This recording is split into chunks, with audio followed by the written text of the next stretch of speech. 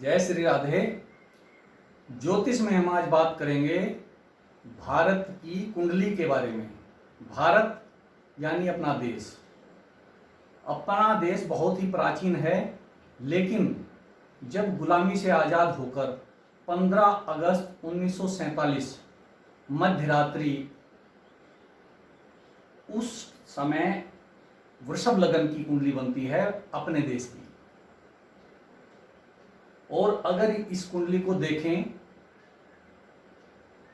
फलादेश करें या कुंडली को एकदम देखने से ऐसा लगता है कि कुंडली बहुत ज़्यादा अच्छी नहीं है, लेकिन फिर भी 5 ग्रह तीसरे भाव में होना बहुत ही श्रेष्ठ है, क्योंकि यह भाव पराक्रम का भाव है, यानी कि अपने बलबूते का भाव है।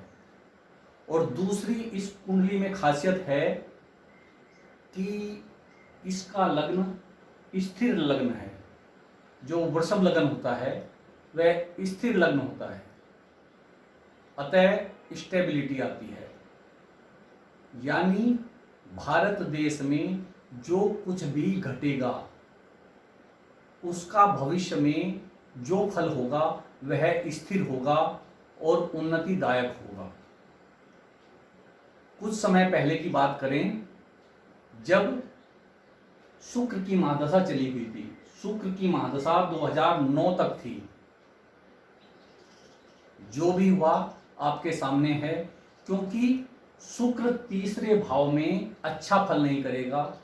तीसरा भाव वह है जिसमें शनि, मंगल, सूर्य ऐसे ग्रह अपना प्रभाव दिखाते हैं और अच्छा फल देते हैं।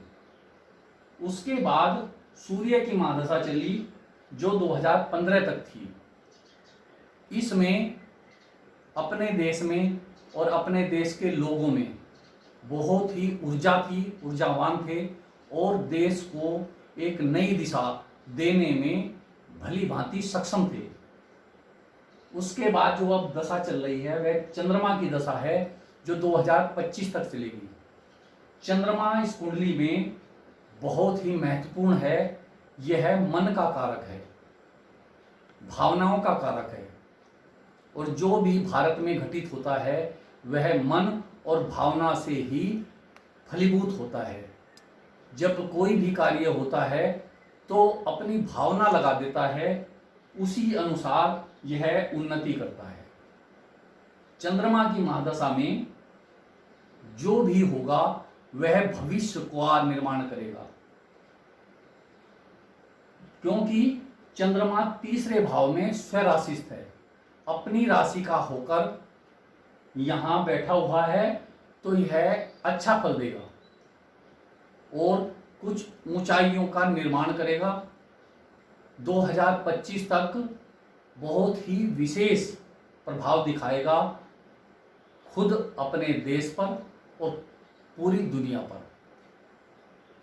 यह जो निर्माण है वह मंगल की महादशा में बहुत ही कार्यगत सिद्ध होगा, क्योंकि मंगल की महादशा 2032 तक है।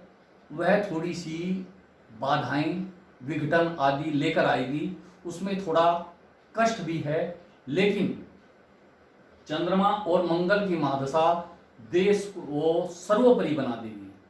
सर्वोपरि क्योंकि प्राचीन काल में हमारा देश विश्वगुरु था और उसी की राह पर अब भी यह चल रहा है। तो जब राहु की महादशा शुरू होगी तो यह निर्माण हो चुका होगा और हमारे देश का डंका पूरी दुनिया में बज जाएगा।